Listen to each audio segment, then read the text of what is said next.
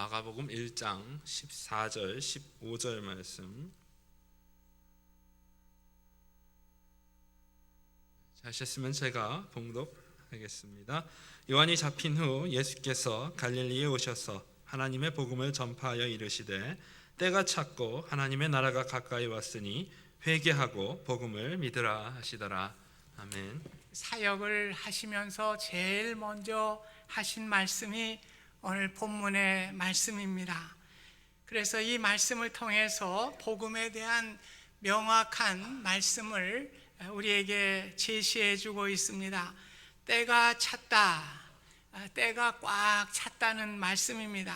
때란 메시아의 시대를 의미하고 있습니다. 이제 구원의 약속들을 성취하시고 구원의 복음을 받아들이는 그 시기가 꽉 차서 절호의 기회가 왔다고 선포하고 계십니다. 다시 말씀드려서 예수님이 이 땅에 오심을 통해서 구원의 때가 결정적으로 왔다고 예수님은 알리고 있습니다. 이 결정적인 구원의 때가 왔고 하나님의 나라가 가까이 왔다고 선포하고 있습니다. 하나님의 나라는 영원한 생명을 누리고 영원한 행복을 누리게 되는 천국을 말씀해 주고 있습니다. 하나님의 나라는 하나님의 통치가 이루어지는 그런 것을 또한 말씀을 하고 있습니다. 그 하나님의 나라가 가까웠으니 회개하고 복음을 믿으라고 선포하고 계십니다. 회개란 말은 우리의 마음의 생활의 근본적인 변화를 통해서 우리가 새 사람이 되는 것을 말씀해 주고 있습니다. 이런 회개를 통해서 우리는 먼저 내 자신이 죄인이라고 하는 것을 깨닫게 됩니다. 우리가 죄인이라고 하면 내가 무슨 죄인이냐고 이렇게 반문하실 분도 계실 것입니다. 성경은 인류의 조상인 아담과 하와가 하나님이 먹지 말라고 했던 선악과를 따먹는 불순종으로 인해서 원죄를 짓게 된 것입니다. 그래서 원죄는 유전이 되는 것입니다. 원죄를 가진 아담의 자손이 우리 모두 다 죄인이 되었습니다.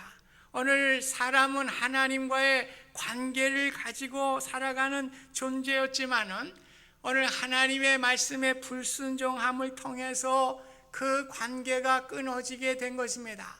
우리 인간을 흙으로 빚어서 하나님께서 생기를 불어넣어 주시고 우리 인간을 만들어 주셨는데 하나님과의 관계가 끊어짐을 통해서 세상에 죽음이 오게 된 것입니다. 왜 우리가 죄인입니까? 이렇게 물으실 때 제가 다시 반문해서 묻겠어요. 왜 여러분은 죽습니까? 오늘 죄인이기 때문에 죽는 거예요. 성경에 보면 로마서 6장 23절에 죄의 싹은 사망이라고 분명하게 말씀해 주고 있습니다. 오늘 우리가 죄인이기 때문에 죄의 싹 때문에 우리 모두가 다 죽을 수밖에 없는 사망에 우리가 갈 수밖에 없는 존재인 것을 성경은 말씀해 주고 있습니다.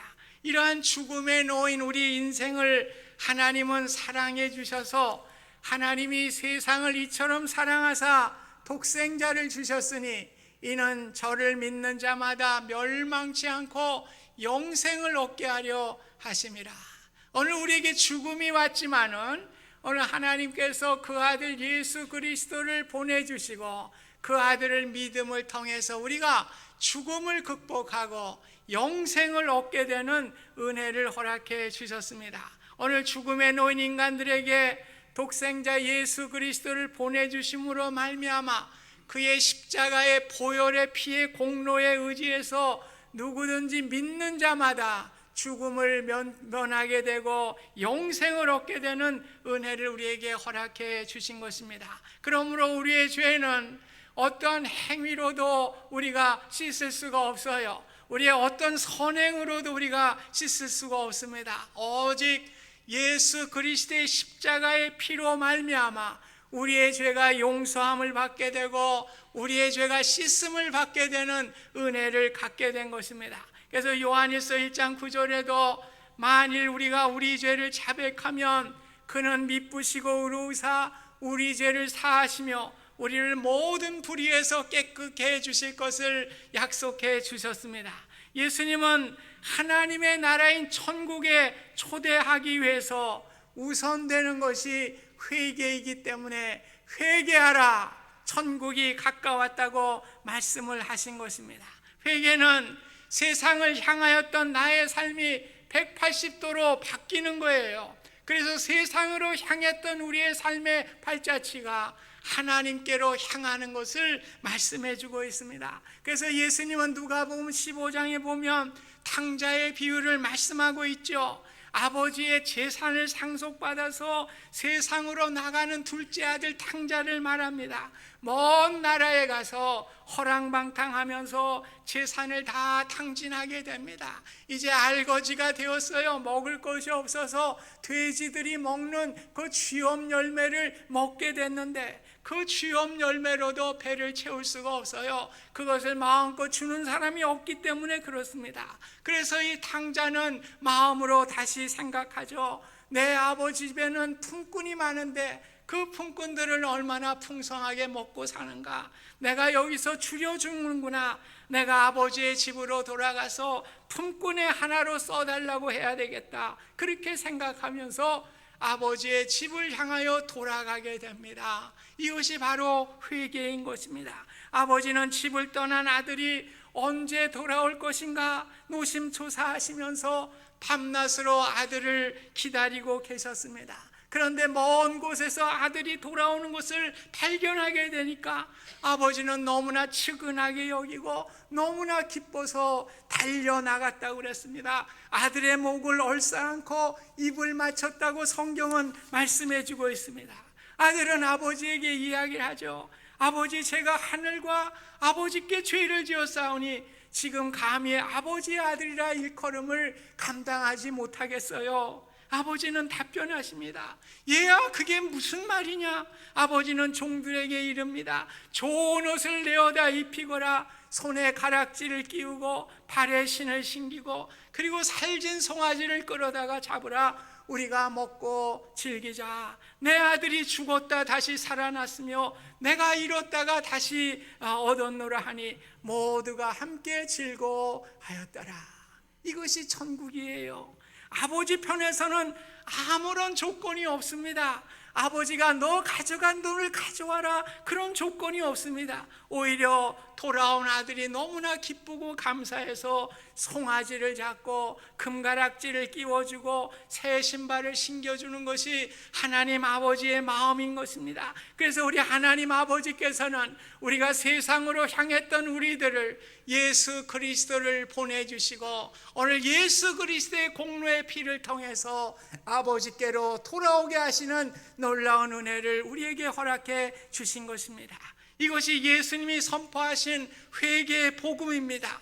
우리는 마치 탕자와 같이 아버지의 말씀에 불순종해서 선악과를 따먹고 에덴의 동산에서 나오게 된 탕자와 같은 그런 사람들입니다. 오늘 하나님과의 관계가 끊어졌어요. 아버지와의 관계가 끊어졌습니다. 세상으로 향했던 우리들이 그 발걸음이 아버지께로 향하게 되는 것, 이것이 바로 회개인 것입니다. 이 회개를 통해서 아버지의 집인 천국에서 영원한 기쁨을 누리고 살아가게 된다고 하는 것이 오늘 복음의 말씀이고 좋은 소식의 말씀이 되는 것입니다. 하나님의 나라인 천국을 이야기하면 현대 교인들은 그렇게 탐탁하게 생각하지 않아요. 그래서 설교 중에 지옥 얘기하고 천국 얘기하면 뭘 그런 얘기를 의아하게 그렇게 생각하는 분들이 많아요. 왜냐하면 교회에 나와서 다른 종교와 같이 마음의 평화와 안정을 누려야지, 교회에 나와서 건강의 축복, 물질의 축복, 장수의 축복을 누리기 위해서 나온다고 생각하는 분들이 꽤 많기 때문에 그래요.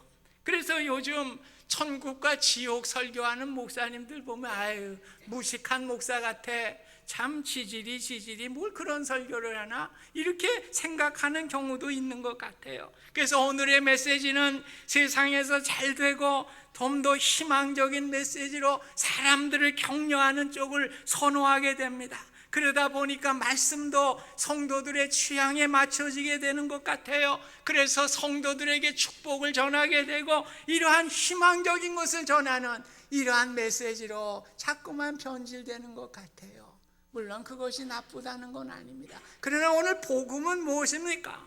오늘 예수 믿고 우리가 천국에 살아가는 것, 이것이 바로 복음의 중요한 골자가 되는 것입니다. 사실 우리는 좀 명철하게 생각할 필요가 있어요. 예수님이 선포한 하나님의 나라 천국이 어디입니까? 사실 천국은 시간과 장소를 초월하기 때문에 미래에만 가는 곳이 천국은 아니에요. 그곳으로만 국한될 수 없습니다. 누가복음 17장 20절 21절에 보면 하나님의 나라는 볼 수 있게 임하는 것이 아니요 여기 있다 저기 있다고도 못하리니 하나님의 나라는 너희 안에 있느니라. 오늘 예수님이 말씀해 주셨습니다. 오늘 하나님의 나라는 하나님이 통치하는 곳이죠. 그래서 하나님이 내 마음을 통치하시면 하나님의 나라가 이미 내 안에 임하게 된 것입니다. 장차의 천국에서는 사탄의 세력들을 불못에 다 멸하시고 오직 하나님만이 통치하는 천국, 그것이 또 장소적인 천국이 되는 것입니다. 그러므로 천국은 하나님이 통치하시는 마음과 장소 모든 것을 다 포함한다고 할 수가 있는 것입니다. 내 마음에 천국을 믿는 믿음의 씨앗이 떨어져서 저와 여러분들이 구원함을 받게 되었습니다. 이렇게 예수님을 믿게 되니까 어떻게 돼요? 내 마음에 사단이 지배했던 것들이 이 믿음의 씨앗이 들어오게 되니까 오늘 사단이 물러나고 이제 우리 마음에 하나님이 통치하는 하나님의 나라가 임하게 된 것입니다. 예수님은 하나님의 나라를 마가복음 4장 30절 이하의 겨자씨의 비유로 말씀을 하셨어요. 겨자씨는 세상에서 가장 작은 씨앗입니다. 그런데 이것이 심겨져서 싹을 내고 큰 나무로 자라게 되면 큰 가지들이 많아지고 그곳에 공중의 새들이 깃들게 될 정도로 크게 자라가게 된다고 말씀해 주셨습니다. 오늘 예수님을 믿어 겨자씨만한 믿음이 생겨나요. 그런데 우리가 예배를 드리고 말씀을 공부하고 기도 생활을 하고 이 믿음 생활을 통해서 우리 겨자씨가 점점 자라나게 되는 것입니다. 장성하게 되는 것입니다. 이것이 바로 믿음의 성장이라고 하는 것입니다. 믿음이 성장하게 되면 전에 염려와 걱정을 가지고 살았던 일들이 이제 기쁨과 감사와 찬양의 모습으로 바뀌게 되는 거예요. 그래서 겨자씨가 자라서 큰 나무를 만들어 새도 품을 수 있는 것과 마찬가지로 내 마음의 천국도 자라나서 우리가 그 큰 믿음을 갖게 될 때에 주변의 사람들을 품어내는 사람이 되는 것입니다. 사랑의 마음으로 품어냅니다. 평화의 마음으로 품어냅니다. 감사의 사람으로, 기쁨의 사람으로 믿음에 풍성하게 자라가게 되는 것입니다. 이것이 바로 하나님의 나라가 우리 마음 가운데 자라가게 되는 성장하는 그 모습을 말씀해 주고 있습니다. 그리고 마지막 때에는 우리가 하나님의 나라가 완성되는 거예요. 천국이 우리에게 도래되는 것을 말씀해 주고 있습니다. 요한계시록 21장 1절 이하에 보면은 처음 하늘과 처음 땅이 다 없어지고 바다도 다시 없게 될 것을 말씀하고 있습니다. 그리고 거룩한 성 새 예루살렘이 하늘로부터 내려온다고 말씀하고 있습니다. 이 하늘로부터 내려오는 새 예루살렘에 하나님이 친히 함께 하시고 하나님의 백성과 영원히 함께 살아가게 되는 놀라운 은혜를 주시는 것입니다. 그래서 이 계시록 20장 15절에 보면 이 새 하늘과 새 땅에 들어가는 사람들의 조건이 있어요. 생명책에 기록된 사람만이 들어가게 됩니다. 오늘 생명책에 기록되지 못한 사람은 불못에 던져진다고 말씀하고 있습니다. 오늘 생명책에 기록되어서 하나님의 백성이 돼서 하나님과 함께 살아가는 모든 이들에게 하나님이 친히 그들과 함께 계셔서 모든 눈물을 그 눈에서 닦아주시고 다시는 사망이 없고 애통하는 것이나 곡하는 것이나 아픈 것이 있지 아니하리라. 이 하나님의 나라가 완성되는 것을 우리에게 말씀해 주고 있습니다. 그래서 성경은 분명하게 우리에게 증거해 주고 있어요. 히브리서 9장 27절에 보면 한 번 죽는 것은 사람에게 정하는 것이요 그 후에는 심판이 있으리라. 저와 여러분들이 천년 만년 살 것 같아요? 그런 분도 있습니다. 목사님 난 천년 만년, 그래 100년 후에 여기 남아있는 분 아무도 없을 거예요. 다 죽는 겁니다. 우리 다 죽어요. 왜냐하면 하나님이 정해놓은 법칙이기 때문에 그래요.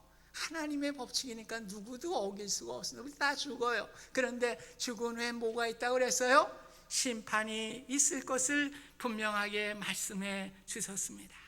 그러므로 우리의 가장 큰 행복은 저와 여러분들이 세상에서 돈을 모으고 좀 더 수명을 연장하고 이런 것이 우리의 행복과 축복이 아니에요.